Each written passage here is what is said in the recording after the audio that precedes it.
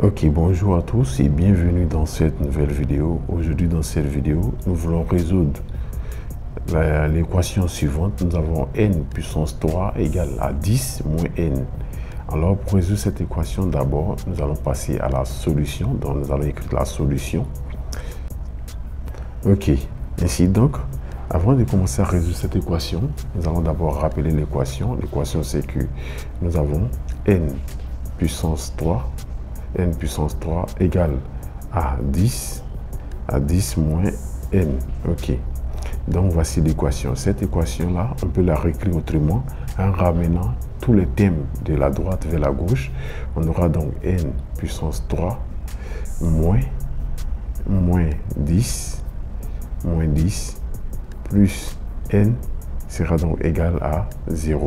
Ok, ainsi donc on aura n puissance 3 plus n moins 10 égale à 0. Donc voici ce qu'on a.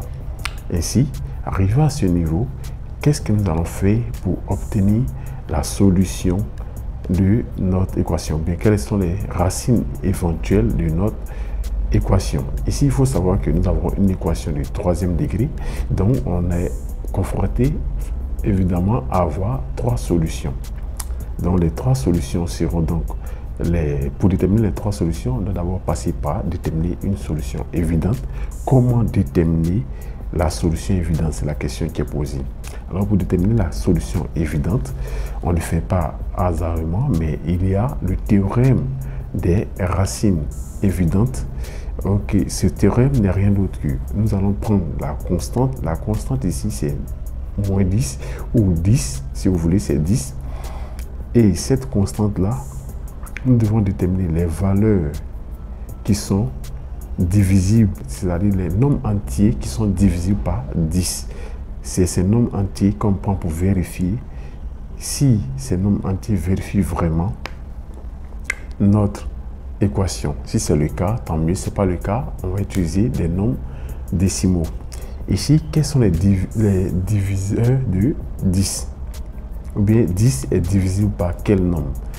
10 est divisible par, nous allons citer les diviseurs de 10, donc nous allons les rappeler, les diviseurs de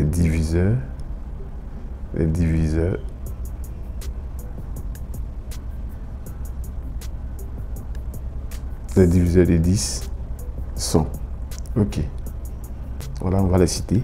On va citer les diviseurs de 10 ici.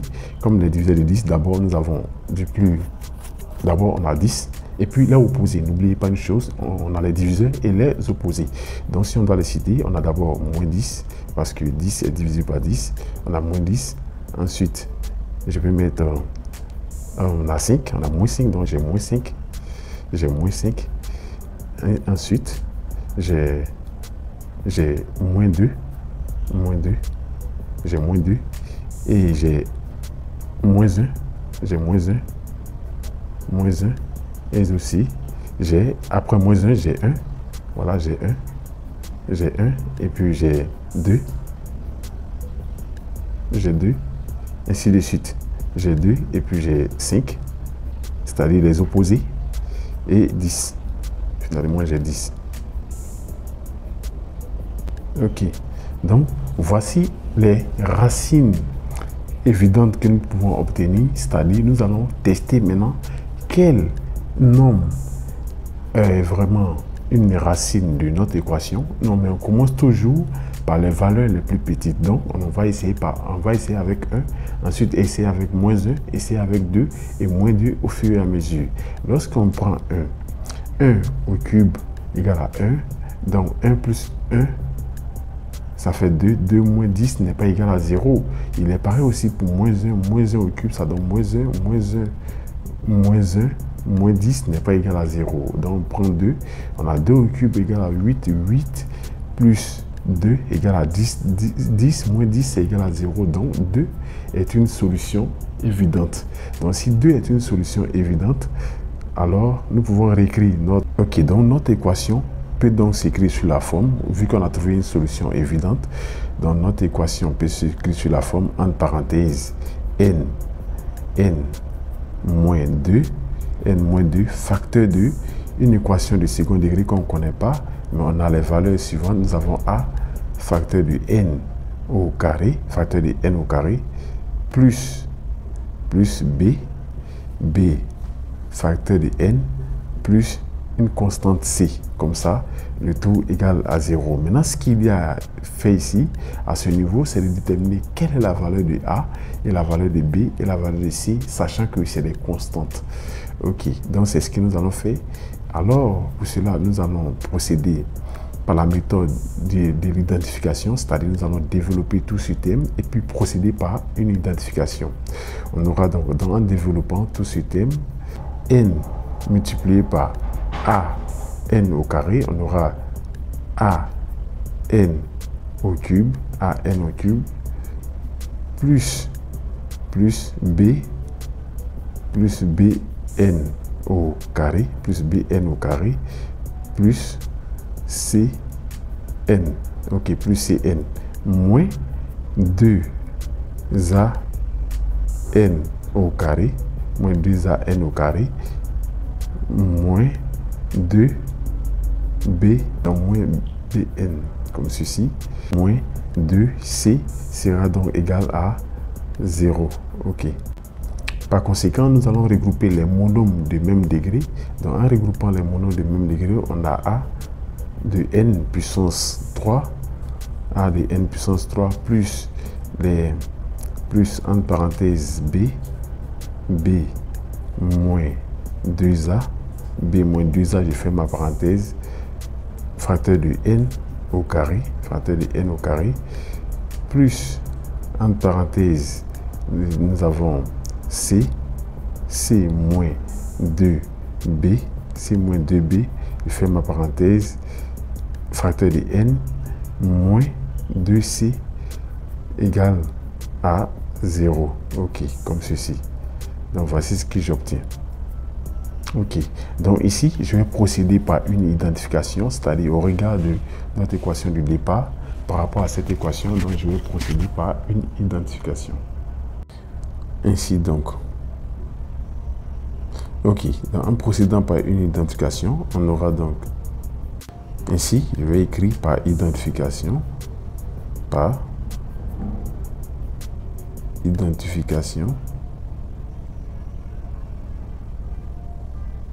ok, nous pouvons dire que A égale, au regard de notre équation du départ, nous pouvons dire que A égale à 1, et A égale à 1, et B moins 2A, égale à 0, parce qu'il n'y a pas de facteur de n au carré dans notre équation, et aussi C moins 2b égale à 1. Et finalement, la constante moins 2c, égale à moins 10. Ok. Donc, ce qui me permet, ce qui me donne alors, à la ligne suivante ici, je peux dire que tout ceci est équivaut à, ici, je peux dire que toujours est-il que A égale à 1. Ça ne change pas. Donc, à travers A, on va déterminer les autres valeurs. A égale à 1. B égale à 2 fois A. B égale à 2A. En faisant passer, qu'on appelle moins 2A à droite. Donc, B égale à 2A. Donc, nous pouvons dire que B sera donc égal à 2 fois 1, qui est égal à 2. Ok, donc B égale à 2. Et aussi, si B égale à 2, on voit que C n'est rien d'autre que C égale à 2B plus 1. 2B plus 1. Ok.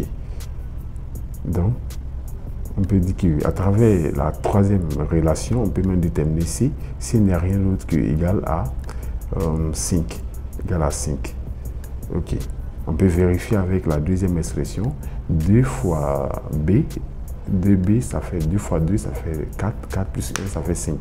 Ok, donc la solution est juste. les valeurs des réels que nous avons déterminés sont justes parce que c'est bel et bien vérifié. Donc, finalement, notre équation peut donc s'écrire.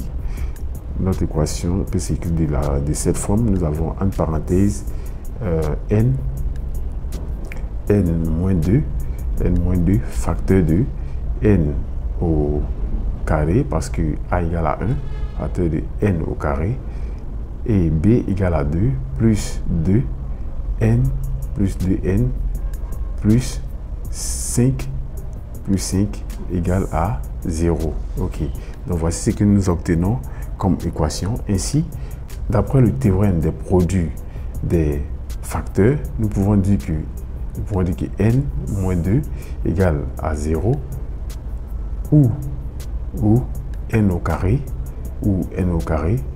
plus 2n plus 5 égale à 0. Ok.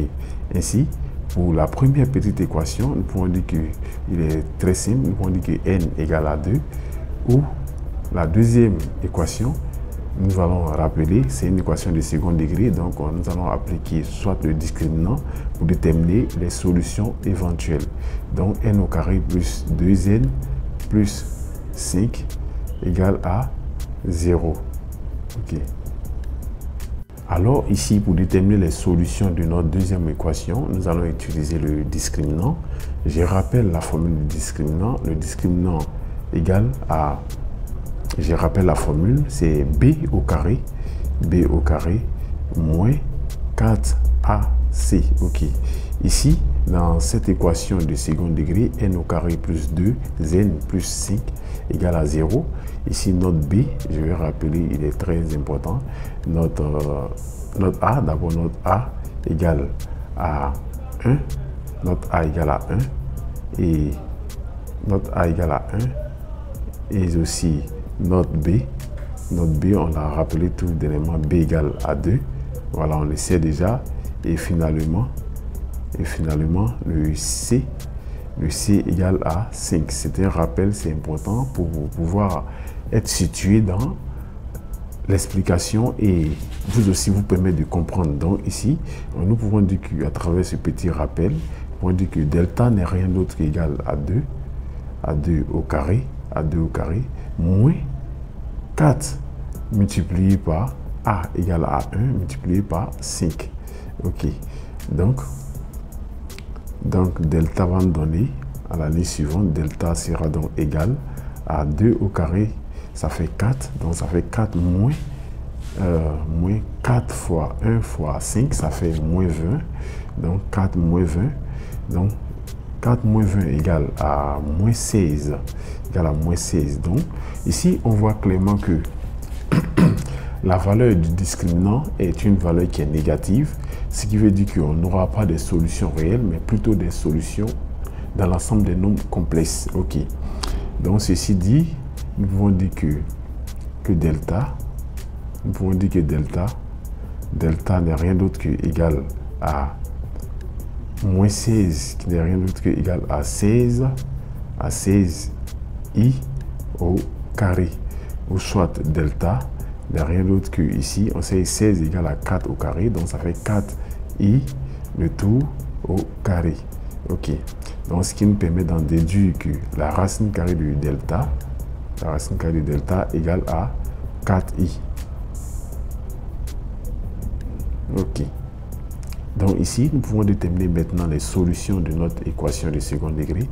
On peut donc dire que comme solution on aura n1 sera donc égal à, je mets ma barre de fraction, il faut rappeler les formules, égal à moins b moins la racine carrée de delta sur 2 fois a. Ok, ça c'est n1 et la solution n2 n'est rien d'autre que n2 égale à, je mets ma barre de fraction, à moins b plus la racine carrée de a sur 2a. Ok. Donc, au regard de ces deux formules, nous pouvons dire que n1 n'est rien d'autre que égal je mets ma barre de fraction égale à moins le b égale à 2, donc moins 2, moins 4i, ok, moins 4i sur 2. 2 fois 1, ça fait 2, donc sur 2. Donc N1 égale à ceci. Je vais mettre directement aussi l'expression que nous pouvons obtenir, bien la valeur de N2. Donc N2 sera donc égal à moins 2 plus 4i, le tout sur 2. Ok. Donc ce qui me permet ici à la ligne suivante d'en déduire que N1 sera donc égal, en simplifiant par 2, j'aurai donc moins 2i. Ok, N1 va me donner cette valeur et aussi N2 va me donner la valeur suivante, c'est-à-dire ça sera le conjugué. Donc j'ai N2 égale à moins 1 plus 2i. Ok, moins 1 plus 2i. Ok, donc voici la valeur de N2. Ainsi, j'ai les trois solutions de mon équation du départ. Donc l'ensemble des solutions que je vais noter grand S, l'ensemble des solutions n'est rien d'autre qu'égal à l'ensemble des nombres tels que j'ai 2, la valeur réelle, j'avais 2, et aussi les deux valeurs des nombres complexes, de l'ensemble des nombres complexes, j'ai moins 1, moins 2, moins 2i, et j'ai moins 1 plus 2i. Ok, donc voici les solutions de notre équation. Alors sur ce, nous sommes à la fin de cette vidéo. Si cette vidéo vous a plu, n'oubliez pas de lâcher un pouce bleu, et pour ceux qui ne sont pas abonnés, abonnez-vous, et on se retrouve dans une future vidéo. Au revoir.